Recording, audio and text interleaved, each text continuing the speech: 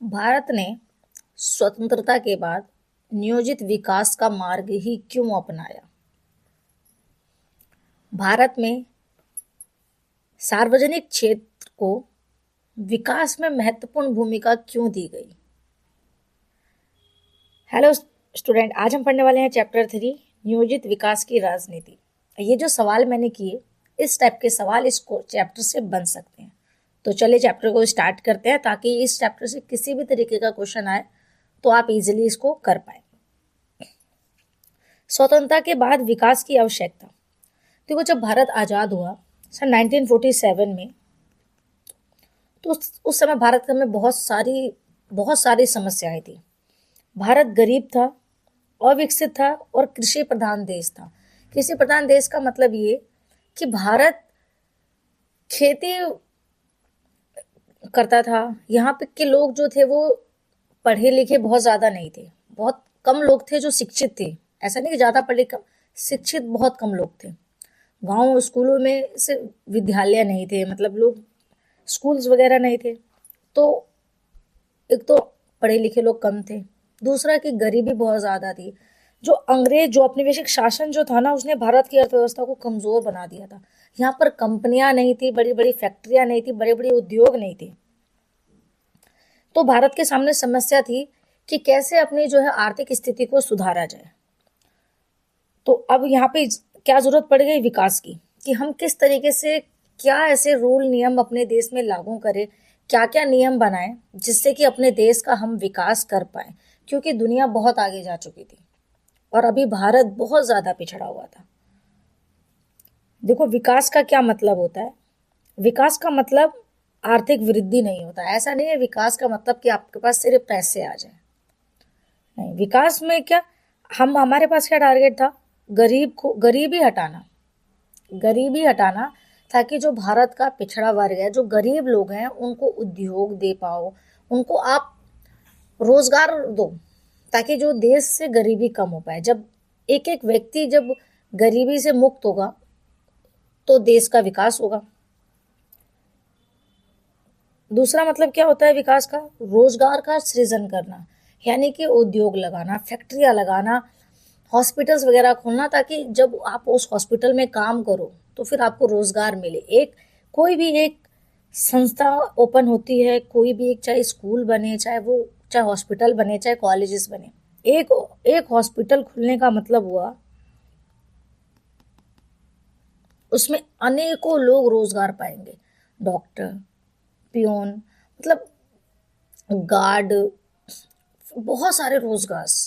मतलब एक हॉस्पिटल खुलने से कई लोग जो हैं वो रोजगार प्राप्त कर सकते हैं। तो इसी तरीके से रोजगार का सृजन, औद्योगिकरण, फैक्ट्रियां वगैरह लगाना, उद्योग को स्थापित करना, सामाजिक और आर्थिक समानता, यानी लोगों को सामाजिक और आर्थिक समानता प्रदान करना। जब लोग पढ़ेंगे, जब लोग जब जब आर्थिक तौर पर जब लोग एक दूसरे के बराबर आएंगे, या बहुत ज़्यादा जो डिफरेंस नहीं होगा, तो समाज में इक्वालिटी आएगी, लोगों के बीच सामाजिक अपनापन बनेगा, कोई किसी को हीन भावना से नहीं देखेगा। समझ रहे हो?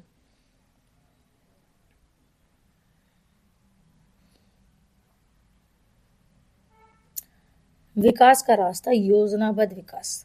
भारत ने पूंजीवादी या समाजवादी मॉडल की नकल नहीं की। देखो, भारत ने ना तो पूंजीवाद को पूरी तरीके से अपनाया, ना पूंजीवादी ना समाजवादी। भारत ने दोनों को अपनाया,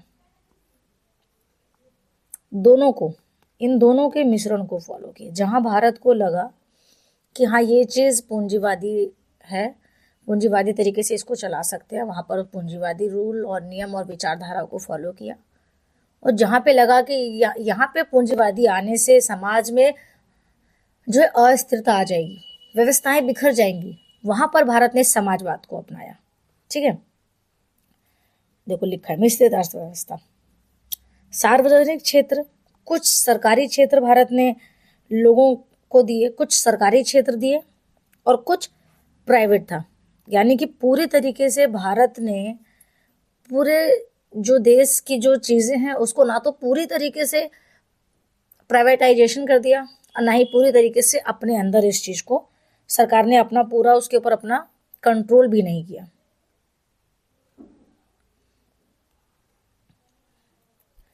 यानी अच्छा, दोनों की भूमिका तय की गई, ठीक है। इसीलिए आपको देखो भारत में गवर्नमेंट स्कूल, प्राइवेट स्कूल दोनों मिलेंगे, ठीक है। तो सरकार ने दोनों के मिश्रण को यूज़ किया है, अप्लाई किया। योजना आयोग की स्थापना 1950 में योजना आयोग की स्थापना की गई। क्या उद्देश्य था इसका? देश के संसाधनों का सही उपयोग। योजना आयोग जो आया, इस देखो सरकार ने जब योजना आयोग को लेकर आई तो इसके क्या उद्देश्य थे? ये तय करेगा कि जो देश का पैसा है वो कहाँ खर्च होगा और किस काम के लिए पहले यूज किया जाएगा, ठीक है। जैसे आपने देखा होगा जब घर में मंथली सैलरी आती है, जब भी पेमेंट आती है, तो हमारे पेरेंट्स क्या करते हैं, सबसे पहले बजट बनाते हैं कि हाँ कौन सा पैसा पहले देना जरूरी है और कौन सा अभी रोक सकते हैं या अभी क्या इंपॉर्टेंट है। तो इसी तरीके से योजना आयोग को इसी काम के लिए रखा गया था कि देश के संसाधनों का सही उपयोग जो ये करेगा। पंचवर्षीय, ये जो 5 वर्षीय योजना जो आई थी 1951 में, उसको उसकी जो मतलब योजना प्लानिंग इस योजना आयोग ने की थी। इसके अध्यक्ष देख लो कौन होते हैं, इसके अध्यक्ष प्रधानमंत्री होते हैं। योजना आयोग क्या चीज़ पहले, कहाँ पहले पैसा खर्च होगा, क्या चीज़ अभी डेवलप करनी ज़रूरी है, किस तरीके से क्या रूल और नियम और कानून हम बनाएं जिससे देश का विकास हो सके।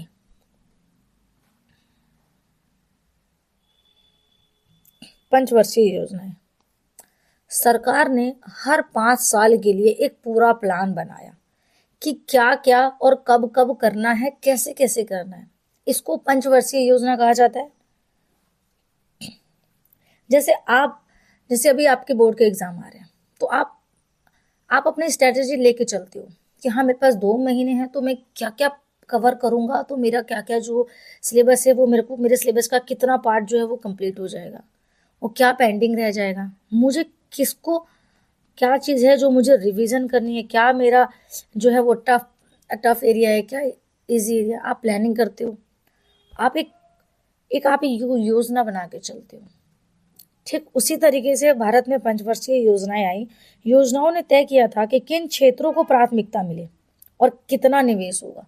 किन क्षेत्रों, कौन से ऐसे जो क्षेत्र है जिस पर तुरंत उसको लागू करना जरूरी है, तुरंत उस पर काम करना जरूरी है। ये पंचवर्षीय योजना उसे कहते हैं जो प्लान बनाते हैं, जो एक योजना बनाते हैं का क्या कब कैसे करना है, ठीक है। कितना निवेश होगा, किस चीज पर कितना पैसा लगाना है, क्या चीज के लिए कितने रुपए जो है सफिशिएंट हो जाएंगे, ये सब चीज जो है ये पंचवर्षीय योजनाओं में तय होता है। उसके बाद औद्योगिकरण पर जोर दिया गया।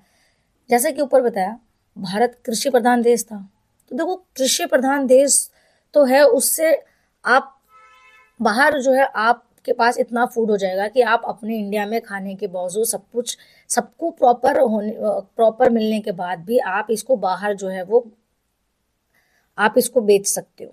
लेकिन सिर्फ इससे देश का विकास नहीं होगा, वहां से इतने पैसे नहीं आ पाएंगे कि जिससे आपकी जो कंट्री है वो प्रॉपर इससे विकसित हो पाए।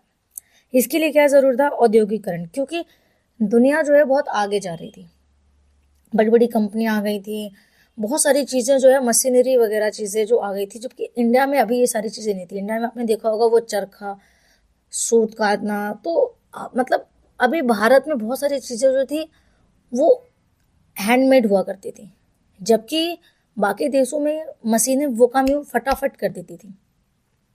तो आप पिछड़े रह जाओगे, इसलिए औद्योगिकरण पर जोर देना जरूरी था। भारी उद्योग, हैवी इंडस्ट्रीज को जरूरी माना। स्टील, बिजली, मशीन निर्माण जैसे उद्योगों पर ध्यान दिया गया कि भाई कुछ चीजें जो है वो मशीन से फास्ट हो पाएंगी। तो लोगों को ऐसा नहीं कि मशीन आने से लोगों के पूरी तरह से हाथ कट जाएंगे, नहीं, मशीन आने से काम जो है वो थोड़ा फास्ट होगा और लोगों को उद्योगों में, कंपनियों में रोजगार भी मिलेगा। सरकार ने ये माना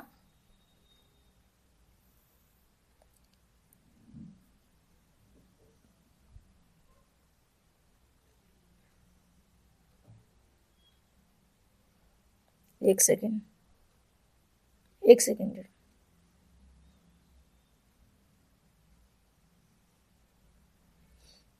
ठीक है, सॉरी। हाँ, कहाँ पे थे?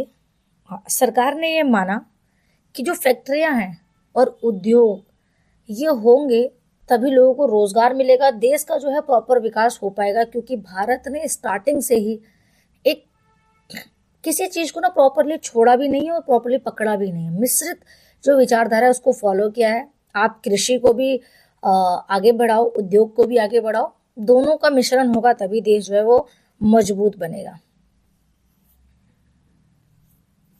अगर देखो कहीं पे फैक्ट्री खुलती है, कहीं पे कोई दुकान खुलती है, जैसे मैंने पहले बताया, वहां पे सबको रोजगार मिलेगा और सबको मिलता भी है।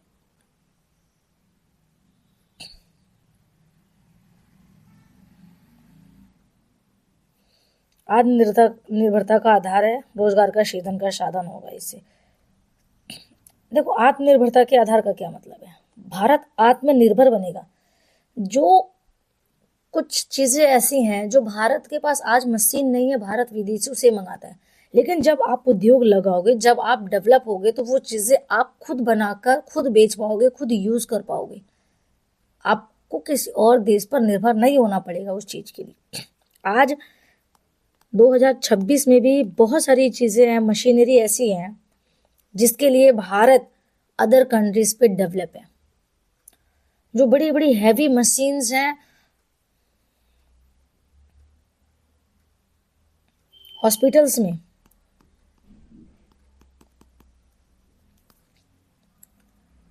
बहुत सारी बड़ी बड़ी मशीनें हैं जो जिसके लिए भारत आज भी अदर कंट्रीज पे डेवलप है, बाहर से मशीनें मंगानी पड़ती हैं।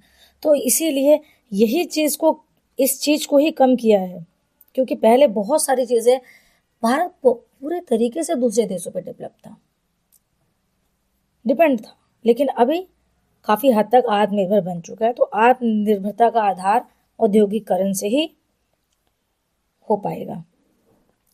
सार्वजनिक क्षेत्र की भूमिका, बड़े उद्योग को सरकारी नियंत्रण में रखा। कुछ बड़े उद्योग जैसे कि रेलवे, बिजली, इस्पात आदि, इनको सरकार ने अपने अपने हाथों में रखा, ताकि जो फायदा है वो सिर्फ अमीर लोगों को ना हो, गरीब जो बेचारे हैं वो इनका लाभ ही ना उठा पाए। क्योंकि देखो जब ये चीजें प्राइवेटाइज हो जाएगी तो भैया जो अमीरों की संपत्ति है वो अपने हिसाब से इसका दाम तय करेंगे, सरकार इसके ऊपर जो है वो दाम नहीं तय कर पाएगी, ये चीज सरकार के हाथ से निकल जाएगी और गरीब इस चीज की वजह से पीछे पिछड़ जाएगा। तो सरकार ने रेलवे, बिजली, इस्पात जैसी चीजों को अपने पास रखा, अपने हाथों में रखा, और सारी चीजें अपने हाथों में नहीं रखा, कुछ चीजों को उन्होंने लोगों को भी दिया। जैसे मैंने बताया था, स्कूल हो गए, कॉलेजेस हो गए, आपको प्राइवेट कॉलेज भी मिलेंगे, प्राइवेट स्कूल भी मिलेंगे, हॉस्पिटल्स भी मिलेंगे, आपको बड़ी बड़ी कंपनियां मिलेंगी। तो ऐसी है। निजी क्षेत्र इतना सक्षम नहीं था। सामाजिक न्याय सुनिश्चित करना, सार्वजनिक क्षेत्र में अगर आपका ना क्यों जरूरी था तो ये पॉइंट लिख देना, सामाजिक न्याय सुनिश्चित करने के लिए, ताकि समाज में हर कोई मिनिमम सुविधा लेने की कैपेबल हो, एटलीस्ट उसको कम से कम सरकार उसको ये सुविधा दे कि अगर सारे हॉस्पिटल गवर्नमेंट ने प्राइवेट कर दिए होते तो गरीब तो मर जाता, लेकिन अगर सरकारी हॉस्पिटल हैं तो जिसको नॉर्मल अपना, जिसके पास नहीं पैसे हैं वो मरे ना, वो कम से कम सरकारी हॉस्पिटल में अब जो भी छोटे इलाज, बड़े इलाज जो भी हैं, जो भी सरकार ने दिया, वो उसका लाभ उठा सके।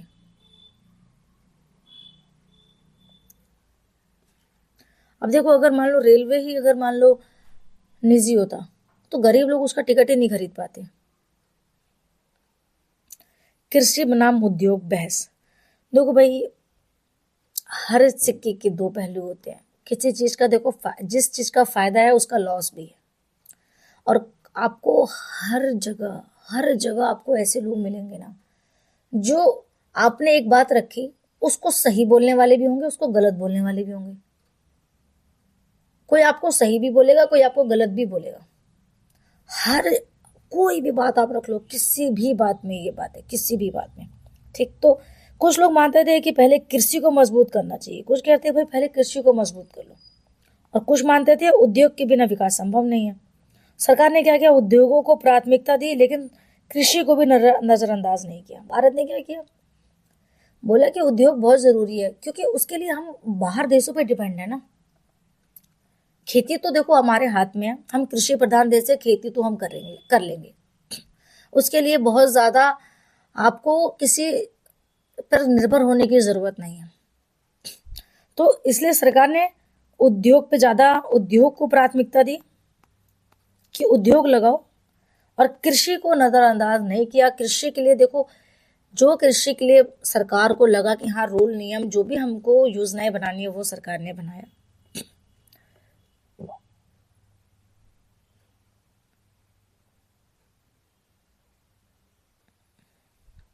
क्योंकि देखो जरूरी दोनों थी, दोनों के बिना डेवलपमेंट मुश्किल था। नियोजित विकास की आलोचना आलोचना पर कई सवाल उठे। गरीबी कम क्यों नहीं हुई, देखो स्लोली सवाल तो उठेंगे ही। गरीबी कम क्यों नहीं हुई, असमानता बनी रही। तो कुछ ने क्या बोला कि बहुत ज्यादा सरकारी नियंत्रण निजी क्षेत्र को पर्याप्त अवसर नहीं देता है। क्या कह रहा है, बहुत ज्यादा सरकार ने चीजें अपने हाथ में रख रखी बहुत सारी संस्थाएं, जिससे जो है जो व्यक्ति है वो विकास नहीं कर पा रहा है। तो कुछ लोगों ने ये बोला, देखो कभी कभी होता है ना, हम बहुत बहुत पढ़ते हैं, अच्छा पढ़ते हैं, बहुत ध्यान से पढ़ते हैं, बहुत मन से पढ़ते हैं, तभी भी पूरे नंबर नहीं आ पाते हैं। तो ऐसा नहीं है कि हमने गलत पढ़ा है, शायद कुछ चीजें जो थी वो आउट ऑफ सिलेबस आ गई, कुछ चीजें ऐसी थी जो शायद हमसे मिस हो गई। तो इसी तरीके से ये होता है, नियोजित विकास में भी यही हुआ था कि आपने योजना बनाया, प्लानिंग बनाई, आपने रूल नियम, आपने हर एक पहलू को ध्यान में रखा, पर फिर भी अगर गरीबी बनी रही, असमानता बनी रही, तो ऐसा नहीं है कि आपका पूरा प्लान फेल हो गया, कुछ और रीजन होंगे। आप उसको उस अब आलोचना करने वाले आलोचना करते हैं, तो कुछ चीजें हैं आप सुधार करो, ये होती है, ठीक है।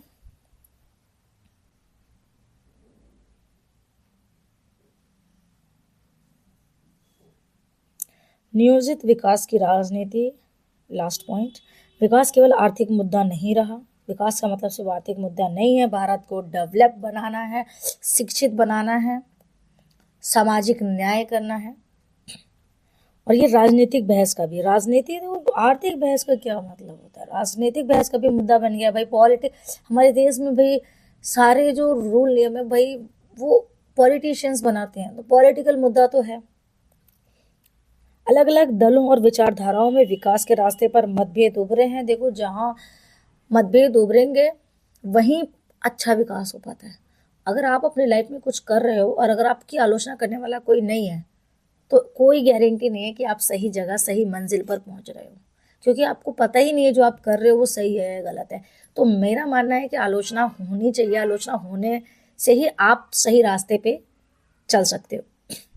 देखो आलोचना से याद आया, मैं नहीं कहूँगी कि हाँ आप मेरे को मेरी आलोचना करो, लेकिन सजेशन ज़रूर दो कि हाँ मेरे को और किन टॉपिक्स पे ध्यान देना चाहिए, मुझे अपनी वीडियो में क्या ऐसी चीज़ें हैं जिस पे फोकस करना चाहिए, क्या ऐसी चीज़ें जो आपको डिस्टर्ब करती है, क्या ऐसी चीज़ें जो मेरी आपको अच्छी नहीं लग रही है, आप मुझे कमेंट करके बताओ, मुझे अच्छा लगेगा, ठीक है। तो ये था chapter 3। Thank you so much for watching. Like करें, सब्सक्राइब करें, हमें मोटिवेट करें। और ये बताओ, मैंने ना अभी चैप्टर 7 ग्लोबलाइजेशन के क्वेश्चंस आपको प्रोवाइड कराए हैं। 20-21 क्वेश्चन होंगे, 20-22 होंगे शायद। आप उन क्वेश्चन को देख कर आओ और मुझे बताओ क्या मैं सभी चैप्टर के वैसे क्वेश्चंस लेकर आऊं। मतलब मैं आपको ये पक्की श्योरिटी दे रही हूँ, आपने अगर वो क्वेश्चंस को देख लिए ना, आपने हर चैप्टर के क्वेश्चन देख लिया कि किस तरीके के क्वेश्चन, क्या क्या पैटर्न होते हैं, किस तरीके के क्वेश्चन आते हैं, तो आपको आइडिया मिल जाएगा। मतलब समझ लो आपके 95% कहीं नहीं गए पॉलिटिकल साइंस, ऐसा मतलब मिनिमम बता रही हूँ, इतने तो आएंगे।